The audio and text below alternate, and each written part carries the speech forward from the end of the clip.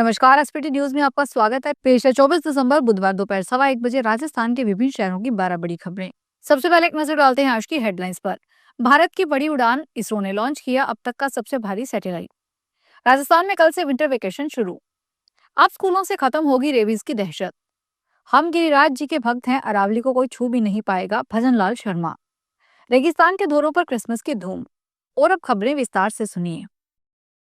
भारतीय अंतरिक्ष अनुसंधान संगठन ने एक बार फिर दुनिया को अपनी असीमित शक्ति का परिचय दिया है। आज बुधवार 24 दिसंबर 2025 की सुबह भारत की सबसे शक्तिशाली रॉकेट अमेरिका की अगली पीढ़ी के संचार उपग्रह ब्लू बर्ड ब्लॉक 20 को सफलतापूर्वक उसकी कक्षा में स्थापित कर दिया गया। यह मिशन न केवल इसरो की तकनीकी श्रेष्ठता को दर्शाता है, बल्कि वैश्विक वाणिज्यिक अंतरिक्ष बाजार में भारत के बढ़ते दबदबे की भी गवाही देता है।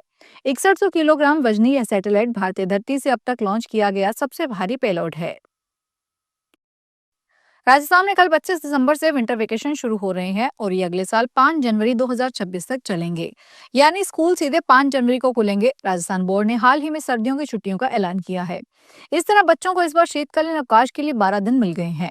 शीतकालीन अवकाश के बाद स्कूल सीधे 6 जनवरी से खुलेंगे। इस बार बोर्ड परीक्षाएं भी जल्दी हो रही है और ऐसे में छात्रों और शिक्षकों दोनों पर ही बकाया कोर्स पूरा करवाने का दबाव रहने वाला है। अर्धवार्षिक परीक्षाएं दिसंबर महीने की बजाय नवंबर में आयोजित हुई थी और ऐसे में अधिकांश स्कूलों में कोर्स पूरा नहीं हो सका है। राजस्थान सरकार ने बड़ा फैसला लेते हुए राज्य के स्कूलों में मिशन रेबीज लागू करने के आदेश जारी कर दिया है। इसके तहत बच्चों को कुत्ते के काटने के बचाव और तुरंत किए जाने वाले प्राथमिक उपचार और जान बचाने वाले जरूरी उपाय सिखाए जाएंगे। यह प्रशिक्षण पूरी तरह निःशुल्क रहेगा। गोवा में सफल रहे मॉडल को अब राजस्थान में लागू किया जा रहा है। Rabies world wide veterinary service के माध्यम से स्कूलों में विशेष सत्र आयोजित होंगे। लक्ष्य साफ है कि 2030 तक रेबीज का खात्मा और विश्व स्वास्थ्य संगठन के वैश्विक लक्ष्य में राजस्थान की निर्णायक हिस्सेदारी। राजस्थान के मुख्यमंत्री भजनलाल शर्मा ने अरावली पर्वतमाला को लेकर चल रहे विवादों पर अब तक का सबसे कड़ा रुख अपनाया है। मुख्यमंत्री ने विपक्षी पार्टी कांग्रेस पर तीखा हमला बोलते हुए साफ कर दिया है कि उनकी सरकार के रहते अरावली की अस्मिता से कोई खिलवाड़ नहीं कर सकता है। उन्होंने इसे न केवल पर्यावरण बल्कि आस्था का विषय बताते हुए कांग्रेस को अपने पुराने फैसलों की समीक्षा करने की चुनौती दी है। सीएम भजनलाल शर्मा ने जयपुर में आयोजित एक कार्यक्रम के दौरान कहा, हम गिरिराज जी के भक्त हैं और हम उनकी पूजा करते हैं। राजस्थान की स्वर्ण नगरी जैसलमेर, जो अपने सुनहरे किलों और मखमली धोरों के लिए दुनिया भर में मशहूर है, इन दिनों एक अलग ही रंग बिरंगी नजर आ रही है। अवसर है प्रभु यीशु के जन्म यानी क्रिसमस के त्योहार का। जैसलमेर के तमाम छोटे बड़े होटल और रिजॉर्ट इस समय पर्यटकों से गुलजार हैं और क्रिसमस की पूर्व संध्या को यादगार बनाने के लिए यहाँ तैयारियों का सैलाब उमड़ पड़ा है। होटल मालिकों से लेकर स्टाफ तक हर कोई अपने मेहमानों को खुश करने के लिए दिन रात एक कर रहा है।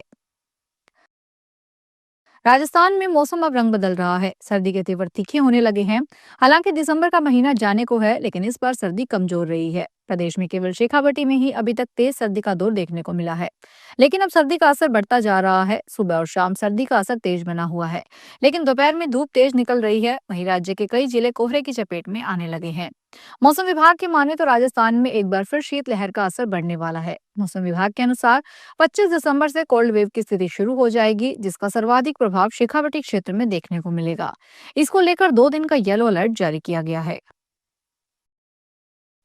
एनटीए यानी नेशनल टेस्टिंग एजेंसी वर्ष 2026 से नीट और जेई जैसी बड़ी प्रवेश परीक्षाओं में अभ्यर्थियों की पहचान वेरीफाई करने के लिए फेस रिकॉग्निशन तकनीक लागू करने की तैयारी कर रही है। इसके साथ ही इन प्रवेश परीक्षाओं का आवेदन प्रक्रिया के दौरान अभ्यर्थियों के लिए लाइव फोटो खींचने का विकल्प भी जोड़ा जाएगा। यानी अभ्यर्थियों को फॉर्म भरते समय अपनी स्कैन लेटेस्ट फोटो अपलोड करने के साथ साथ वेबकैम या मोबाइल से अपनी लाइव फोटो खींचकर भी अपलोड करनी होगी। दिल्ली मुंबई रेलवे लाइन स्थित कोटा रेलवे स्टेशन पर नए साल, क्रिसमस और अजमेर उर्स मेले के मद्देनजर जीआरपी ने सुरक्षा व्यवस्था कड़ी कर दी है। बढ़ते यात्री दबाव और संभावित भीड़ को देखते हुए स्टेशन परिसर में सघन चेकिंग अभियान चलाया जा रहा है। इस दौरान मेटल डिटेक्टर, लगेज स्कैनर और सीसीटीवी कैमरों की मदद से यात्रियों और उनके सामान की गहन जांच की जा रही है। स्टेशन के प्रवेश और निकास द्वारों पर भी विशेष निगरानी रखी जा रही है। उन्होंने कहा कि जीआरपी का मुख्य उद्देश्य यात्रियों की सुरक्षा सुनिश्चित करना और किसी भी प्रकार की अप्रिय घटना को रोकना है, ताकि यात्री निर्भय होकर अपनी यात्रा करे। नववर्ष पर श्रद्धालुओं की भारी भीड़ को देखते हुए खाटू नगरी में दर्शन व्यवस्था में बदलाव किया गया है। मंदिर कमेटी ने निर्णय लिया है कि 29 दिसंबर से 2 जनवरी तक विशेष प्रवेश व्यवस्था लागू नहीं रहेगी। रिंगस में आयोजित होने वाले नववर्ष एकादशी और 5 दिवसीय खाटू श्याम जी मेले को लेकर एडिशनल एसपी दीपक गर्ग की अध्यक्षता में भैरोजी मोड़ स्थित एएसपी कार्यालय में बैठक हुई, जिसमें निर्णय लिया गया कि मेले के दौरान 2 दिन तक खाटू श्याम जी रोड को नो व्हीकल जोन घोषित किया जाएगा। साथ ही चिकित्सा विभाग और फायर ब्रिगेड को अलर्ट मोड पर रहने के निर्देश दिए गए हैं। जयपुर जिला परिषद की सियासत और प्रशासनिक ढांचा जल्द ही नए आकार में नजर आ सकता है। प्रस्तावित परिसीमन में बड़ा संकेत मिला है कि जिला परिषद जयपुर में वार्डों की संख्या बढ़ाई जा रही है। मौजूदा 51 वार्डों के मुकाबले 6 नए वार्ड जोड़ने का प्रस्ताव तैयार किया गया है, जिससे कुल संख्या 57 तक पहुंच सकती है। खास बात यह है कि कोटपुतली और विराटनगर जैसे बड़े इलाके जिला परिषद से बाहर हो चुके हैं। इसके बावजूद वार्ड बढ़ाने की तैयारी से राजनीतिक हलकों में हलचल तेज कर दी गई है। राजस्थान सरकार ने पर्यावरण संरक्षण और सतत जीवन शैली को बढ़ावा देने के उद्देश्य से प्रदेश के सभी सरकारी और निजी विद्यालयों में eco club for mission life के तहत इको क्लब का गठन अनिवार्य कर दिया है। माध्यमिक शिक्षा निदेशालय सीताराम जाट की ओर से इस संबंध में सभी संभागीय संयुक्त निदेशकों और स्कूल शिक्षा अधिकारियों को निर्देश जारी किए गए हैं।